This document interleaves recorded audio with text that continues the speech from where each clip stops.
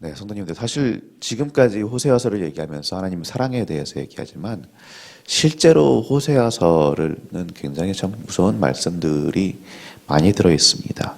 호세아 선지자는 기원전 8세기, 그러니까 BC 760년에서 720년 사이에 살았다고 알려져 있는데요. 그 시기에 다들 아시겠지만 어떤 일이 있었을까요? BC 721년에 북쪽에 있는 아시리아가 쳐내려와서 북이스라엘이 완전히 망합니다.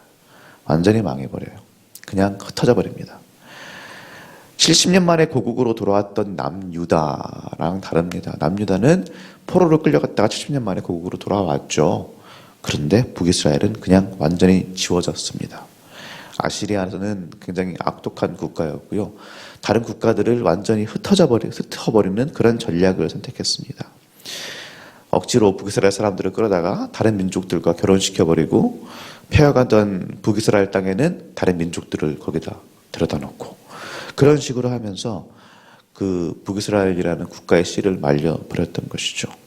그러니 북이스라엘 사람들은 사실상 BC 721년부터 지금까지 어떻게 보면 디아스포라로 흩어져서 살게 되었다라고 해도 과언이 아닙니다. 예수님의 시대를 봐도요. 그리고 또 지금 봐도 그렇고 우리는 이스라엘 사람들을 뭐라고 부릅니까? 유대인이라고 부르죠. 이스라엘 사람이라는 말보다는 특히나 예수님 시대에는 유대인이라고 불렀습니다. 즉 유다인이라는 뜻입니다.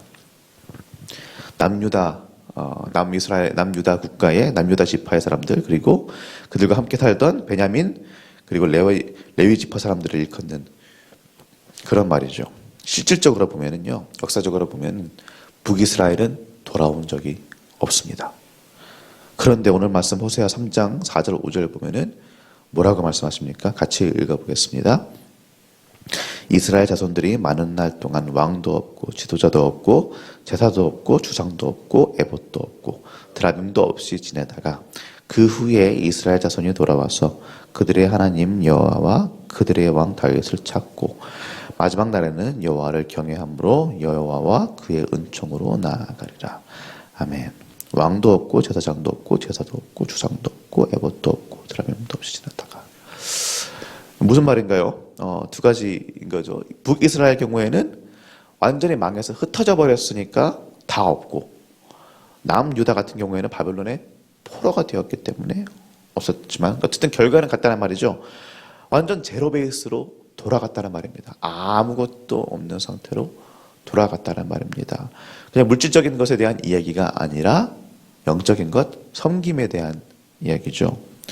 사무엘상 8장 7절 보면 하나님이 사무엘한테 뭐라고 말씀하십니까? 백성들이 왕을 계속 요구를 하니까 하나님이 사무엘한테 이렇게 말씀하십니다.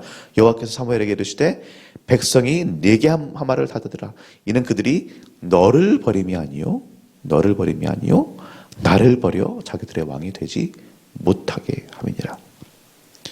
백성이 왕을 요구한 것 자체가 뭐라는 거예요? 결국엔 우상 숭배의 일환이라는 것입니다.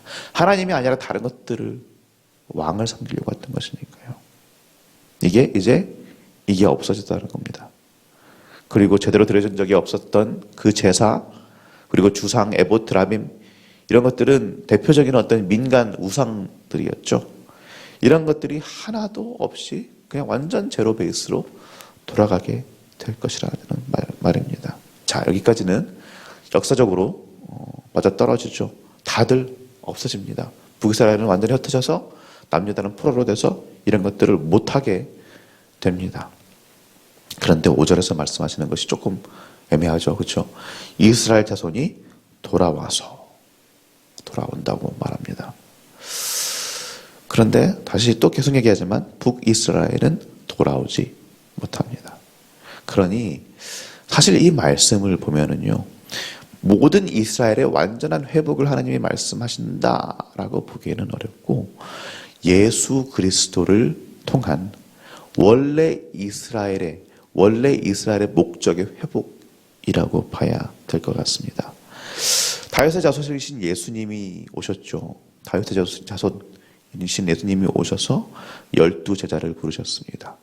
12제자를 부르시고 그들을 통해서 이스라엘을 회복시키시고 그리고 결국에는 온 유대와 사마리아와 땅끝까지 이르러 복음이 전파되게 하십니다.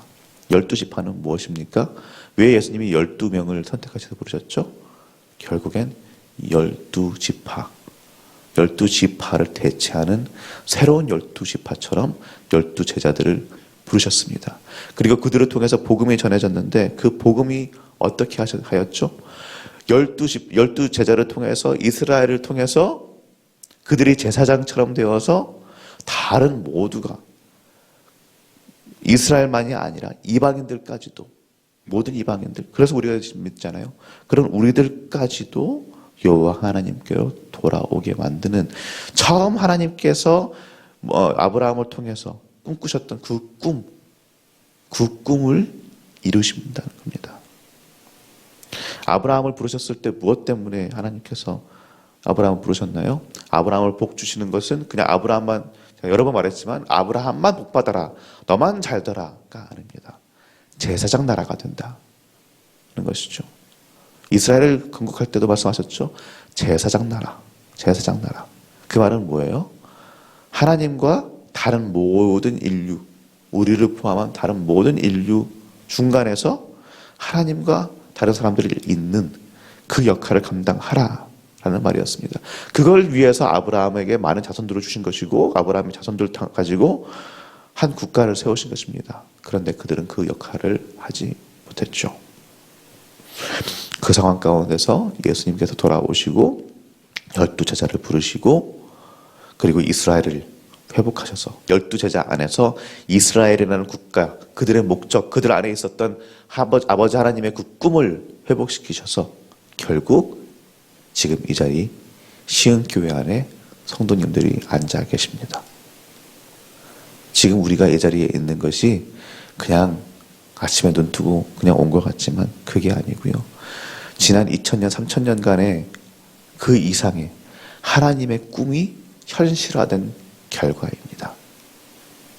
그 말은 뭐예요? 성도님들 한 분 한 분이 어떻게 보면은 아버지 하나님의 꿈입니다. 꿈의 결실입니다.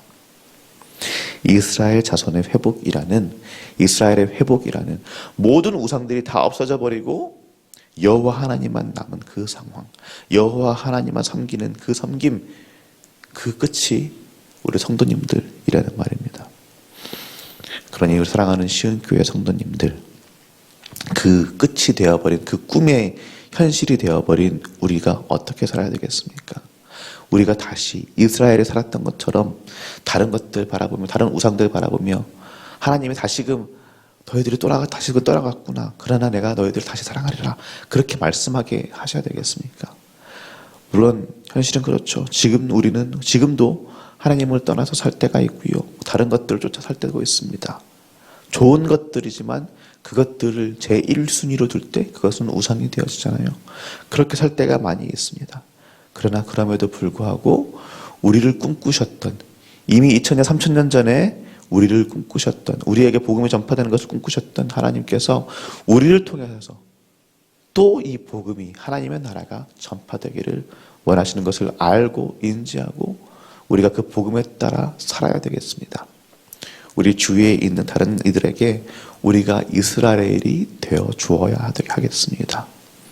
회복된 이스라엘처럼 다른 것들을 좇는 것이 아니라, 다른 것을 쫓아가는 것이 아니라 다윗의 자손 예수 그리스도를 섬기며 여호와 하나님만 바라보는 그 모습을 우리가 보여줄 수 있어야 되겠습니다.